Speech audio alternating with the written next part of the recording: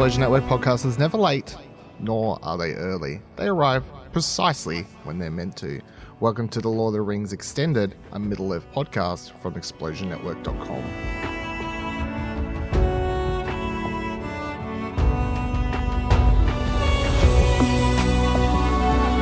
Welcome to the Lord of the Rings Extended. We're back. We're talking about the Rings of Power, episode 5, Partings. There was no synopsis up when I went to record this episode. Love that for us. Directed by Wayne Yip, written by John D. Payne, Patrick McKay. My name's Dylan Blatt. And joining me to discuss the episode, Ashley Hobley. I'm excited to be here talking about Halfwoods. Also here, Karen Marchant. You picked like the smallest part of the episode to say we're going to be talking about it, right? Like the teeniest, tiniest part. I don't think you should make fun of their size that way. Wow.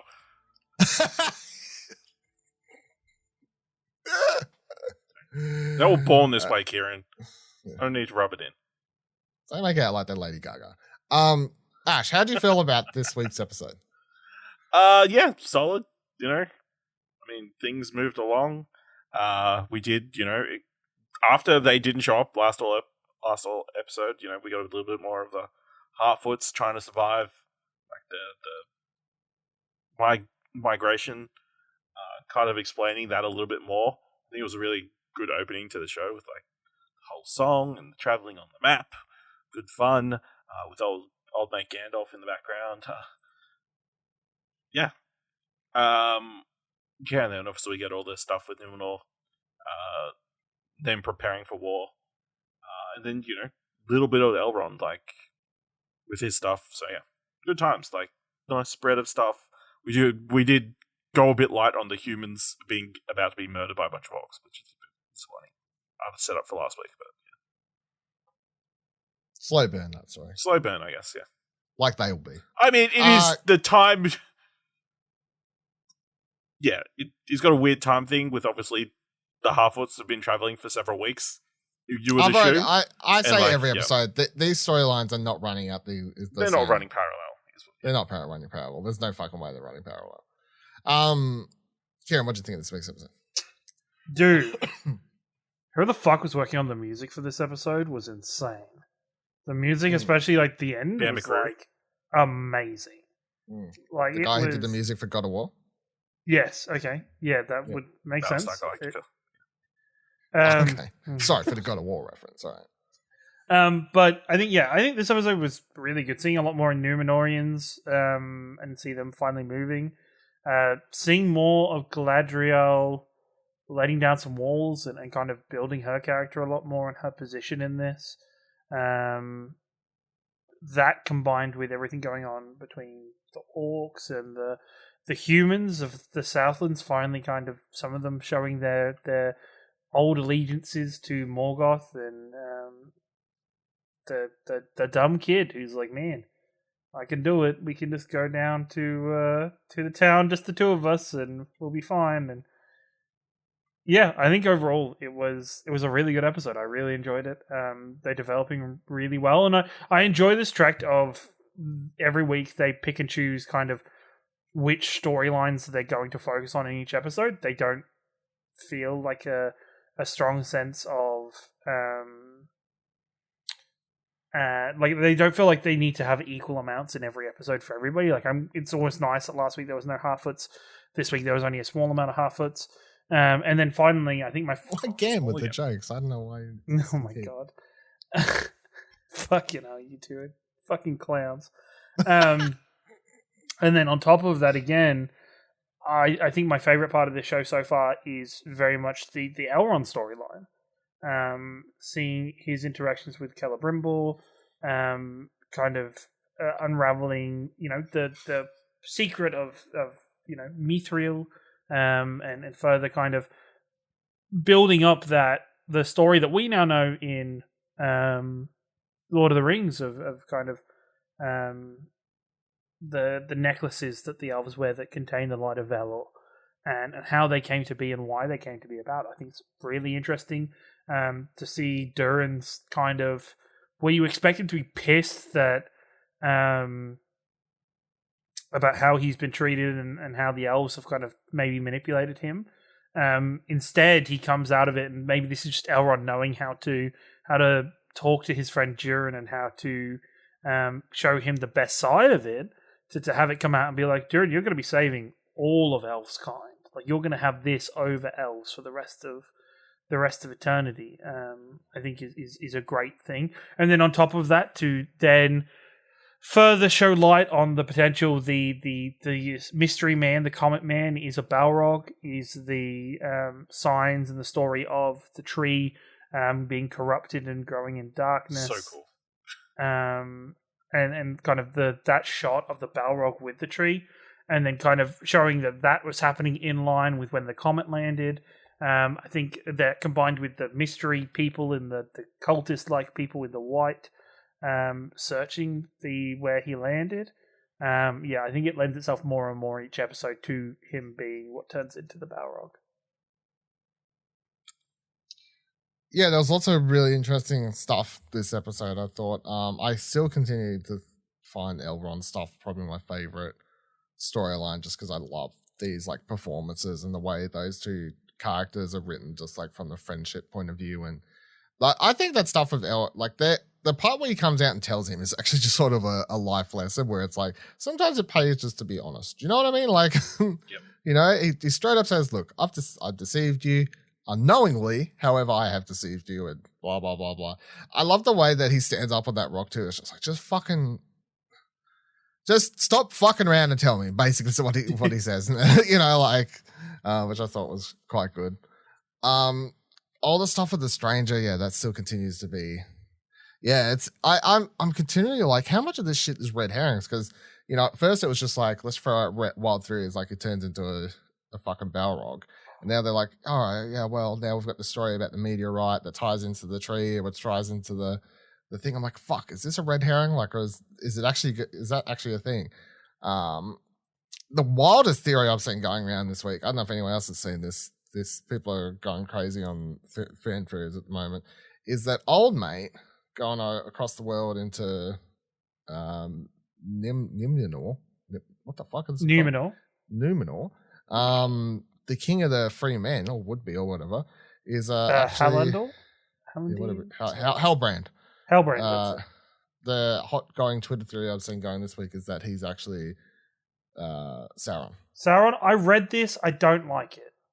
Yeah, I don't like it either. I don't buy into it. I've seen it pop up a lot. I don't buy into it at all. People's theory is that he's pretending to be like a nobody, but then also he wants to get into a position of power.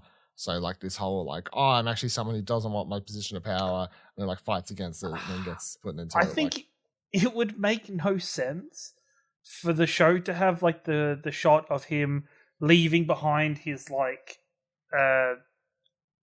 symbol of his position or the symbol of his people, and then 2 seconds later snatching it back and storming out with it. Like, I feel like that shots like that are pointless if it's really Sauron, because it just makes your character look fucking dumb.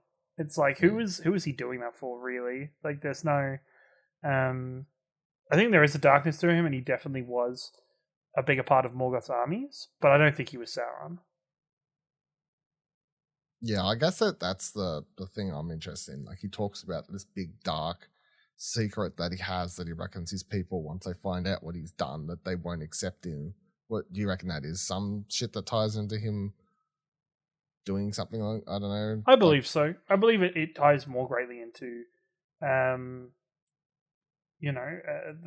story at large in terms of the humans of the Southland and how they were indebted and their allegiances fell with Morgoth. Maybe he's at the center of why they're coming back or why they're resurging or something like that. Like, that could be an interesting one. Maybe he had the opportunity to stop it and he didn't. But I don't love this Sauron theory, because I think if any character, I just don't think him as a character and his, like, even just his physical appearance, which I know we can't judge off physical appearances, but I just think it'd be too much of a stark change to what we know Sauron to be at this point in time. I just don't think we've seen Sauron yet. No, I completely agree. I don't think so either. I don't think we've seen Sauron in this show. Because I know when Sauron is presented to Celebrimbor, he's presented as a symbol or in the likeness of the Velenar. So in He appears as an elf, and he helps him make the rings. Is the thing? So. Yeah. Or he's a student and everything. But yeah, spoilers. So I don't think it's going to be him at all. Talking about, characters that may or may not be Sauron and stuff like that, though. Addai, after his reaction to the mention of Sauron, I don't think he's working for Sauron. You don't? That's an interesting one. I don't think he's working for Sauron. I think he's actually against Sauron. Potentially. What makes you say that?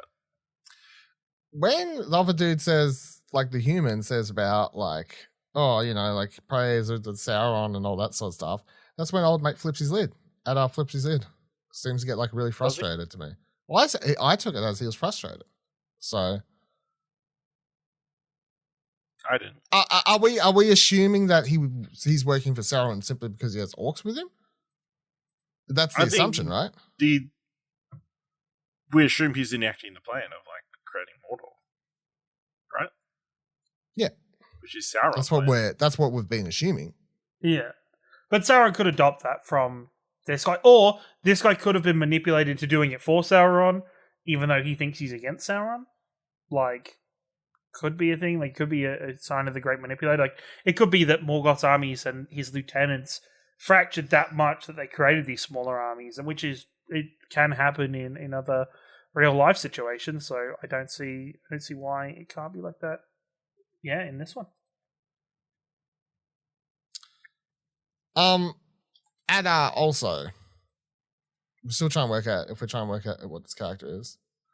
What if Addai was someone we've actually met before? What if Addai is Legolas? What if Addai is Galadriel's, who she thought dead brother? No. Nah. No, because she had his body. I don't see that. I feel like that's too cliche. That's too cliche, and I think it pulls the rug out from under Galadriel's backstory, and I don't think you want to do that. The first elf to be reanimated as an orc. Nah. You're saying no, but I can tell you're milking on it.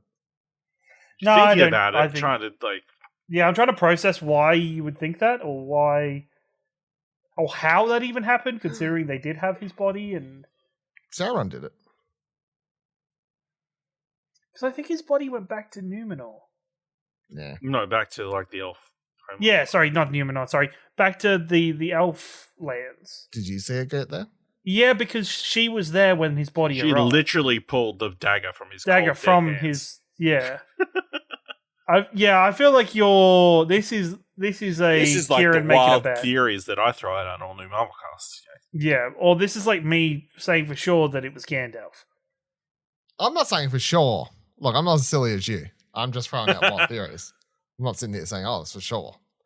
All I know, so I'm trying to work because I'm sticking to what I was saying last week, which is that his story about I've been there, he's talking about it.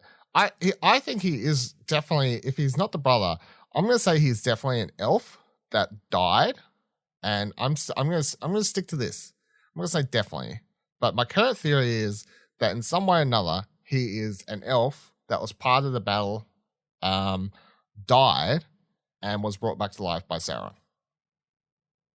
Could just be a random elf. But is resurrection a thing in Lord of the Rings, Kieran?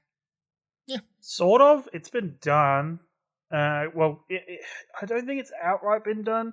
There's stuff like Sauron when he's destroyed, a fragment of him running away to grow in power again to become the necromancer to then become Sauron again. But I think the thing is, magic in Lord of the Rings has its limitations. Like, it isn't as high fantasy. It isn't fully magical. There are still very much grounded natures to its magic. And magic like resurrection would have to come from something very special. Okay, what if you found an elf who was like barely alive? I think he is some kind of mutation. I think That like Sauron chose to experiment on. Yeah, I think he's That some could kind of be a mutation. Yeah. And because Sauron experimented on him, he actually hates Sauron. He's got like Stockholm syndrome. Because I'm definitely saying this dude isn't Sauron, right? Surely we all agree that Addar's not Sauron. No. But do you think he's like? I'm saying he's. I'm going to say for at least this current podcast discussion, I'm saying he's anti. Like I'm saying he's like doesn't like Sauron. He's part of the anti Sauron. He's part of the anti Sauron club. Yeah. Get a shit. There's a shit. Anti Sauron club. Love it. So make it. Someone for us. No, don't make it yourself. Make it for us. Copyright. Explosion Network. 2022 till 2099. Fuck else have we talked about this week? The stuff with the humans I thought was kind of weird because I can't remember her name, but the girl, does that really great speech. She's like, let's all fucking fight, and then half of them fuck off. And then all she sees is some statue with the sword. Like, no, we must surrender. And she's like, fuck that, we must surrender, guys. Like, we've lost. There's no point. Let's just give up. I was like, you took like a very like hard dip. Hard 180, like out of nowhere, it seems. So that was the only sort of thing that annoyed me this whole episode. I was like, I don't know how you go from such a like, who will stand by me to, oh shit, I didn't know that was up there. If I knew that before, I would have come with you. Yeah, I would have been. I would have just come before. I would have not got. Why don't they just run?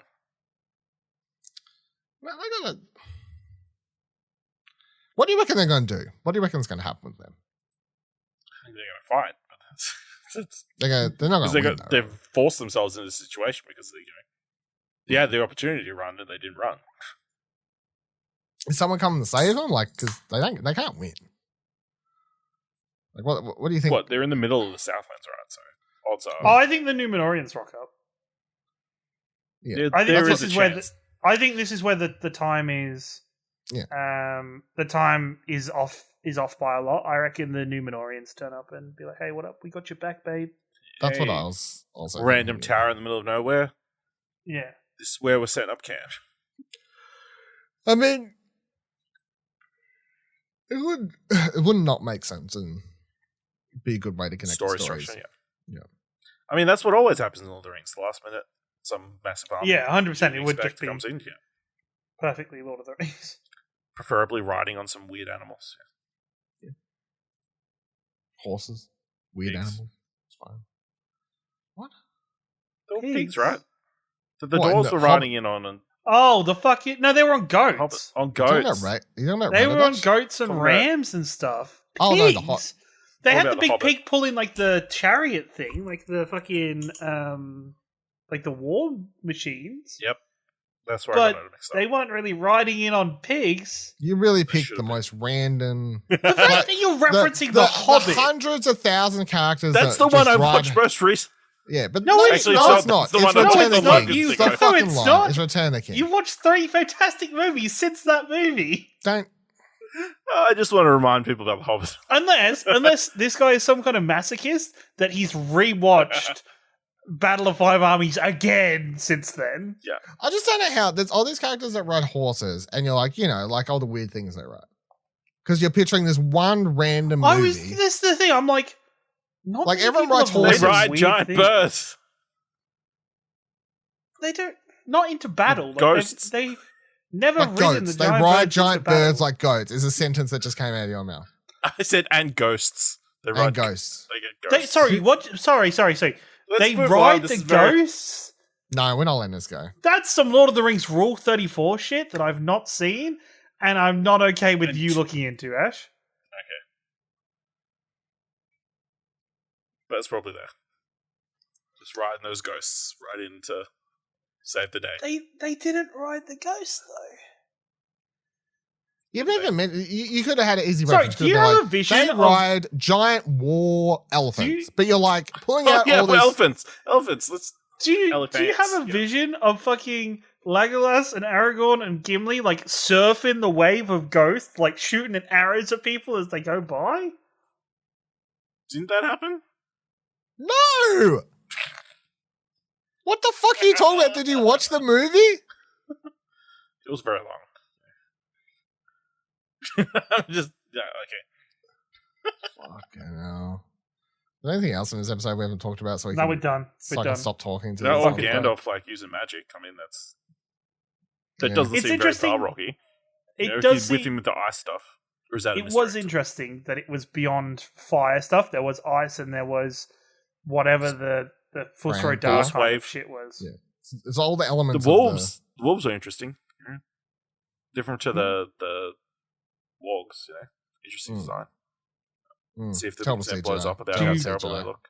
Shit Do show. you wonder about how people ride those into battle at all, or I mean, they probably like put a saddle on them, you know, and then just hold on as tight as they possibly can on the back.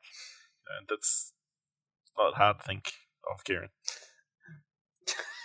Also, we get this new group that's just like chasing down the stranger. Did we talk about that? Old Eminem finally gets to see Eminem. what the? We finally get to see Eminem. Ashley, you are off the rails this episode. It's late. You've been drinking some of that pipe, like smoking some pipe weed. I'm just with pulling it fucking- from the internet memes. All right, that's Well, the You Wilsons full say, of please it. stand up. we don't have a Please name stand for up. them, so Please stand up. what? Let's keep going. We got so much more to talk about. We got old mate trying to blow up boats. That's true. We've got to talk about. We got what's his name, son? Like trying to get in, and he gets in after he gets punched in the face twice. Oh right, Yeah. Yeah, his son gets in. I don't know why he didn't throw that other dude straight under the bus. I think he should have Yeah. done that. He should have been like, Because I he's caught this dating a motherfucker. sister. That's why Is he? Oh, that's true. Yeah, fuck. they've got yeah. some sort of relationship. And she was. Yeah. I was confused why she wanted the war stopped. I was confused by her general character throughout this entire episode. There was just I sat there thinking, have I missed? Like, did I fall asleep on part It's of like, that? during the oh, episode she last just doesn't week? want her brother to go to war. Or family to go to During- war. Yeah. Yeah, a brother and a dad. Yeah. And then I will say, minor point, the Galadriel versus all of the recruits Yes, that was fight fucking cool. was fucking awesome. Was really cool. I call bullshit. We don't That get dude enough like cool barely sword cut, fights. barely cut her shirt or whatever. And I the mean, rule that was like you a ca- sympathy. Like, Yeah, that was very much because the rule was like if you cut skin or something, he didn't. Yeah. He didn't cut skin. Sorry. He cut a thread. You know. you know, he just let her have it. He let I him will have it. say also, the king of the Southlands guy picking up that sword was like one of the coolest ways that he could have picked up that sword.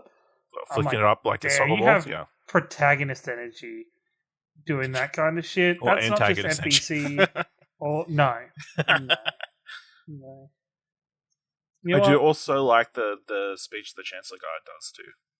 Like after Mm. he gets everybody to walk away and like kind of explains. Like even if I don't agree with this war, it's like if we save them it's gonna be hugely beneficial for us in the future. I mean, he's not wrong. Like, I think the whole fall of Numenor in general was interesting, and like having it have the scene where Galadriel leaves and then the petals start falling, and then that was one thing I didn't get. Was that a vision, or did that actually happen? And then they go, "Oh, we're fucking up. We better call it back real quick." And I change assume our it minds." happened. Right. it Okay, happened, yeah. and it was. I think it was enough of a reason for her to rethink the Queen Regent to Yeah. rethink her And then decision making. then the king's like, "Hey, if you go to Middle Earth, it's nothing but darkness for you." It's like, great. It's too late She's to like, call make it up off your now. fucking mind, Dad. Like, to go, to not go. Fuck. Tell me which one it is. It just means that they've got a plan to black out the sun. That's all. I mean, That's the plan, right? I mean, possibly. Something The like that. only other thing I don't was think thinking- it's a very good tactic to like build like morale. To like force one of your soldiers to like just hold their burning arm out for an extended period.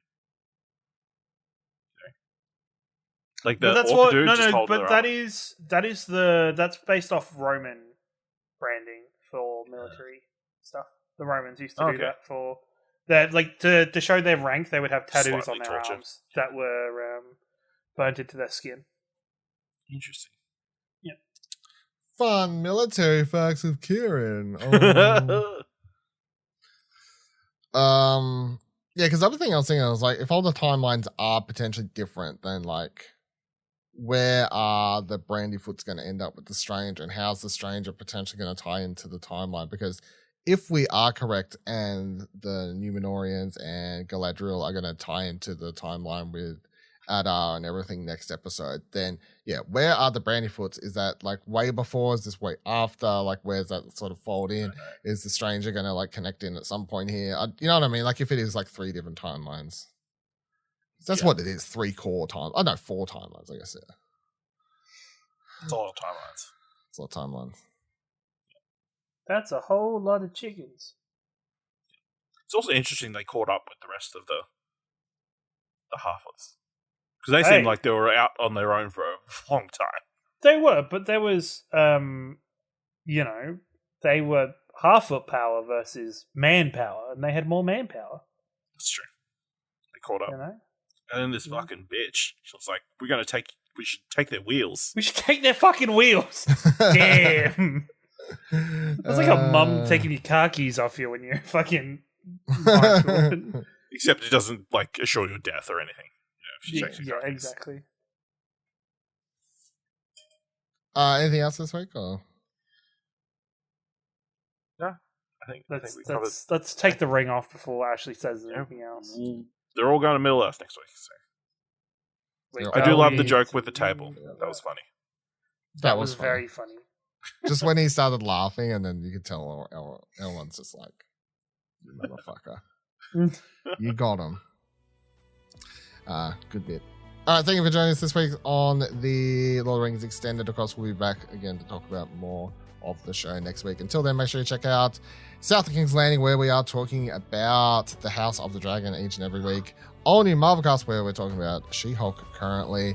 Holocron Entries, where we're talking about Andor on our show Going Rogue, and what you want to watch for everything else that we're not doing a spoiler cast for in a separate podcast feed over there. So until next week, keep your rings on.